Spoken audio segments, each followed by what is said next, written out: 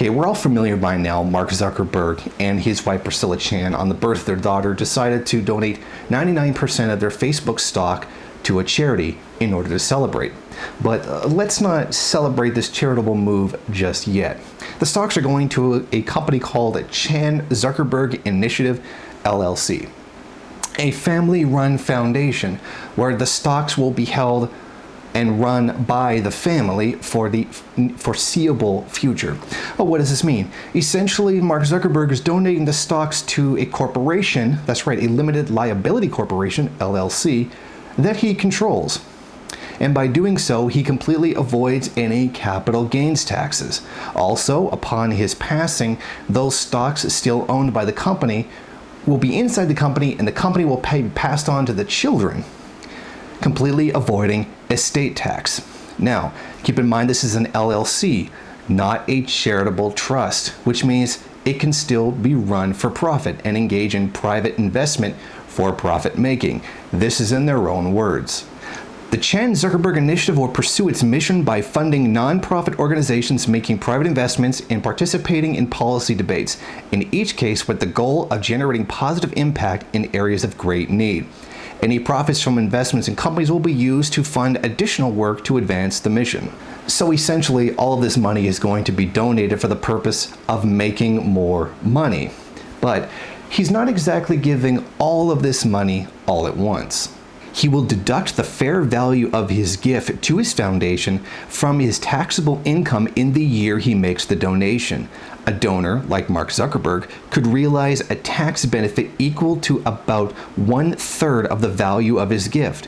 In this case, he stands to his benefit as much as $333 million US, based on the $1 billion he plans as his first transfer.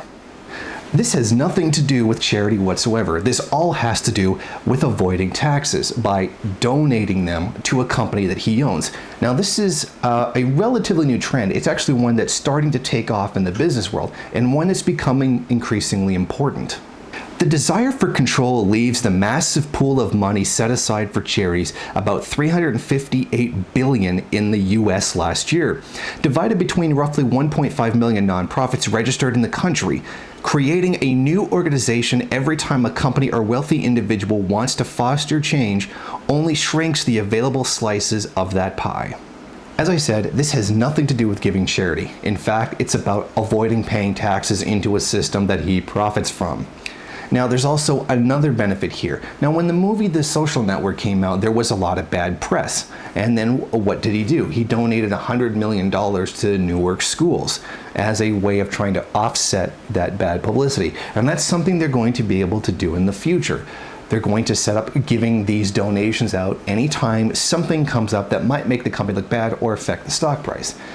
I think it really odd that people really thought that he was just being completely altruistic and just giving his money away to help people, when virtually nothing will be given out, and it will only be given out in order to try to save their own image, and then not pay the necessary taxes, which would help even more. I mean, come on, people. Did you really believe that the bourgeoisie could just be completely altruistic like that when their entire system and ideology is based on the opposite? If you like this video and you'd like to see more of them, then head over to my Patreon page and show your support.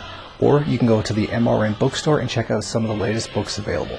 Don't forget to rate, comment, subscribe, and share on various social media.